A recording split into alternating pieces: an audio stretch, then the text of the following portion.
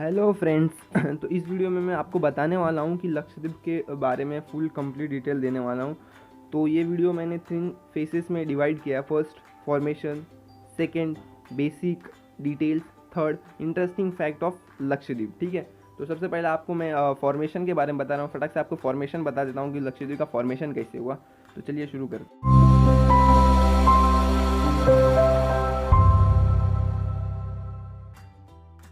आ चुके हैं हम। तो ठीक है, सबसे पहला फॉर्मेशन।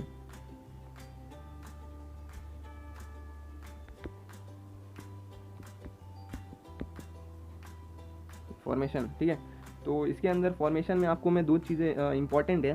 सबसे पहला, इसके अंदर 2 कैरेक्टर है इंपॉर्टेंट रोल प्ले करते हैं for formation of the Lakshadweep. तो सबसे पहला लक्षद्वीप में फॉर्मेशन के लिए कोरल और जूजेंथेला। ध्यान से नाम याद रखिए, कोरल और जूजेंथेला। कोरल कीड़ा होता है जो समुद्र के अंदर पाया जाता है, और जूजेंथेला एक पौधा होता है जो समुद्र के अंदर पाया जाता है। ठीक है, तो उनका चलिए देखते हैं। तो पहला कोरल, दूसरा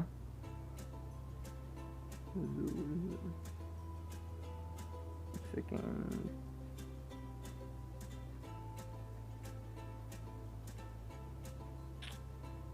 पेन बराबर नहीं चला। ठीक है, जूजेंथेला। तो आपको मैं बता देता हूँ कि जूजेंथेला और कोरल के बीच में क्या है, कैसे फॉर्मेशन होता है, क्या नहीं है। ठीक है, तो सबसे पहले आपको मैं बता दूं कि जो कोरल है, मैंने आपको बताया कोरल एक समुद्र के अंदर पाया जाने वाला कीड़ा है, और जूजेंथेला एक पौधा है जो समुद्र के नीचे पाया जाता है। ठीक है, किसी भी लिविंग थिंग को सर्वाइव करने के लिए 2 चीज़ें सबसे ज़्यादा इंपॉर्टेंट होती है। First oxygen, second food. ठीक है, किसी भी चीज़ को, एक सेकेंड अच्छे से नहीं लिखा, अच्छे से लिख देता हूँ मैं। क्या पेन मेरा बराबर चल नहीं रहा है, पता नहीं क्या हो गया पेन का। चल जा, अभी थोड़ा ठीक चल रहा है। फूड। ठीक है, तो लिविंग थिंग को सर्वाइव करने के लिए 2 चीज़ें इंपॉर्टेंट रहती है। पहला ऑक्सीजन, दूसरा फूड।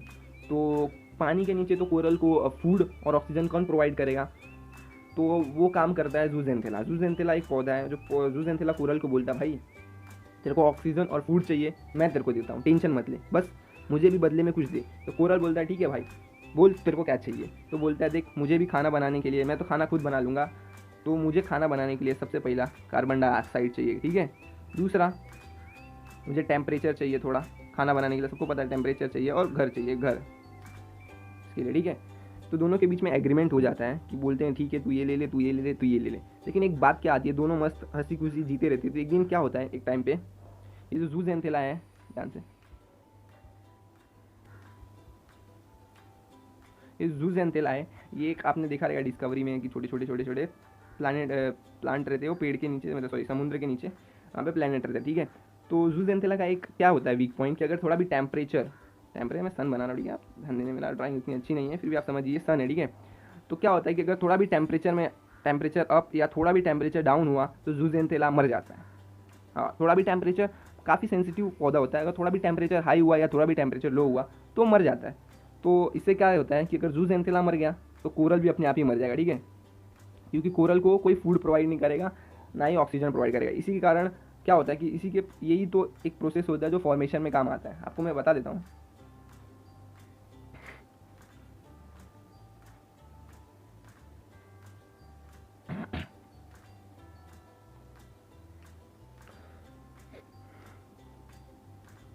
तो क्या होता है कि अगर थोड़ा भी जूजेंथेला का टेम्परेचर ऊपर या नीचे हुआ, इंक्रीज या डिक्रीज हुआ, तो जूजेंथेला मर जाता है। तो इसका कारण क्या होता है कि कोरल भी सर्वाइव नहीं कर पाएगा, उसे ऑक्सीजन और फूड नहीं मिलेगा। तो इसी के कारण लक्षद्वीप का फॉर्मेशन होता है। तो आपको मैं बता देता हूँ फॉर्मेशन कैसे हुआ।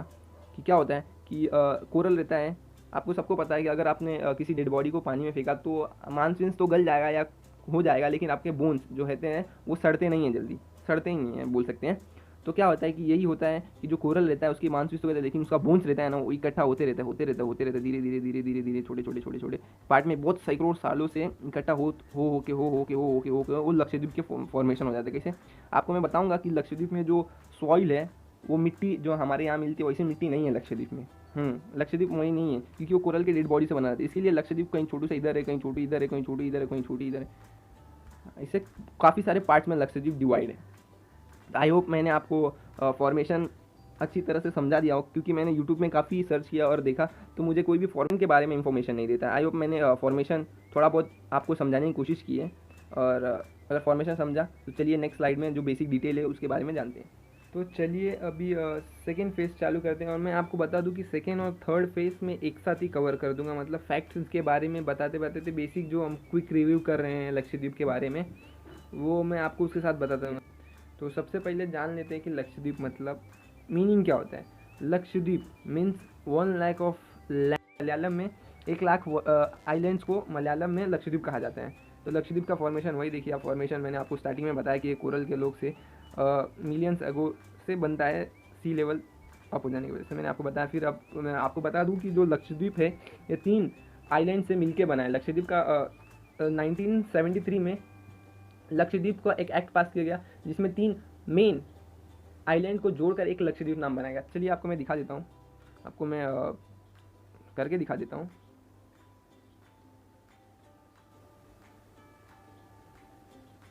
एक सेकेंड, अच्छा नहीं बना, उतना अच्छा नहीं बना, मैं कोशिश करता हूँ अच्छा बनाने की।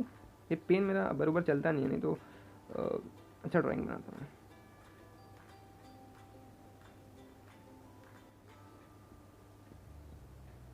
ठीक है, बनना चाहिए, बन क्यों नहीं रहा है आज? अच्छा, मैं सबसे पहले आपको बता दूं कि काफ़ी लोग को ये पता ही नहीं होता कि जो लक्षद्वीप है ये इंडिया में ही आता है। सबको लगता है कि लक्षद्वीप फॉरेन में है। तो सबसे बता देता हूँ आपको मैं, देखिए यहाँ पे केरला, यहाँ पे केरला है, केरला इंपॉर्टेंट एक है। तो यहाँ पे छोटे छोटे आइलैंड है, यहाँ पे थोड़े छोटे और आइलैंड है, थोड़े दूरी पे छोटे आइलैंड है, फिर एक थोड़ा यहाँ पे बड़ा आइलैंड है थोड़ा। तो ये 3 पार्ट में डिवाइड है। सबसे पहला इसे अमीनी द्वीप, सबसे पहला इसमें अमीनी द्वीप है, इसे अमीनी द्वीप कहते हैं। अमीनी पूरा लिख नहीं पाऊंगा लेकिन आप समझिए। दूसरा ये लक्काद्वीप, और तीसरा ये है मिनिकोय, मिनी, समझिए मिनिकोय। और ये तीनों को मिला के लक्षद्वीप, लक्षद्वीप तीनों को मिला के लक्षद्वीप कहा जाता है। तो सबसे पहले आपको मैं और एक और बार बता दूं कि यहाँ पे आपको काफ़ी कन्फ्यूजन होता रहेगा, ये कौन से डिग्री का चैनल, यहाँ पे काफ़ी बार बता देता हूँ। तो एक और बार आपको अच्छे से एक्सप्लेन कर देता हूँ मैं। ओहो, काफ़ी लोग को कन्फ्यूज़न होता है कि कौन सा डिग्री, कौन सा चैनल, कौन से किधर से जाता है। तो मैं आपको बता देता हूँ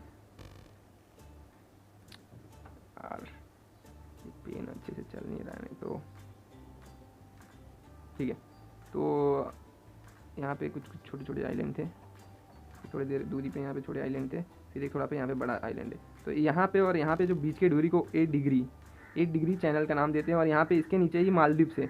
तो मिनिकोय और मालदीव्स, अब ध्यान से देखिए, मिनिकोय और मालदीव्स के बीच में जो बीच में होता है उसे 9 डिग्री चैनल कहते हैं। तो आपको समझा दिया मैंने, जो ये अमीनी द्वीप है, ठीक है, और ये लक्काद्वीप है, और ये मिनिकोय है। लक्काद्वीप और मिनिकोय के बीच में 8 डिग्री चैनल कहा जाता है, और मालदीव्स और लक्काद्वीप के बीच में 9 डिग्री चैनल कहा जाता है। तो चलिए आपको अभी लक्षद्वीप के बारे में बेसिक डिटेल्स बता देता हूँ, छोटे मोटे फटाक से क्विक रिव्यू करते हैं इसके बारे में। ज़्यादा बड़ा टॉपिक नहीं है, आपको एग्जाम में भी थोड़ा बहुत पूछा जा सकता है, तो आप कर सकते हैं। तो सबसे पहले आपको दिखा दिया यहाँ पे लक्षद्वीप है। लक्षद्वीप आपको जूम करके यहाँ पे देखिए, सबसे पहला अमीनी द्वीप, फिर लक्काद्वीप, और ये लास्ट में मिनिकोय, ठीक है, ये जूम करके दिखाया गया आइलैंड। तो सबसे पहला लक्षद्वीप के बारे में बात करते हैं। यूनियन टेरिटरी, ये एक यूनियन टेरिटरी है इंडिया का, ठीक है। इसमें 36 आइलैंड आते हैं, अरेबियन सी में पड़ता है। तो आपको बता दो एक और फैक्ट कि जो अरेबियन सी है उसमें कुल टोटल आइलैंड कितने आपको पता है? 247 आइलैंड्स कहा जाता है, छोटे छोटे आइलैंड, 247 आइलैंड अरेबियन सी में कहा जाता है। और बे ऑफ बंगाल, मतलब समझे ना, बे ऑफ बंगाल में कुल 204 मतलब 204 आइलैंड्स कहा जाता है, लेकिन अभी होंगे उतने। तो सबसे पहले लक्षद्वीप का फॉर्मेशन 1956 में हुआ था। कवाती इसका कैपिटल है। टोटल एरिया 232 किलोमीटर, काफ़ी बड़ा एरिया नहीं है। और 2011 पॉपुलेशन सेंसर के आधार पर करीबन 64,000 तक पॉपुलेशन है, 64,000 तक आसपास पॉपुलेशन है। यहाँ पे ऑफिशियल लैंग्वेज देखिए मलयालम और इंग्लिश कहा जाता है, ठीक है। और कुछ तो है नहीं यहाँ पे इम्पोर्टेंट। यहाँ पे ये देखिए लिटरेसी रेट, जो बिहार इतना बड़ा एरिया होके भी उसका उतना लिटरेसी रेट अच्छा नहीं है, लेकिन यहाँ पे देखिए काफ़ी कम पॉपुलेशन होने के बाद भी यहाँ पे लिटरेसी रेट काफ़ी अच्छा है।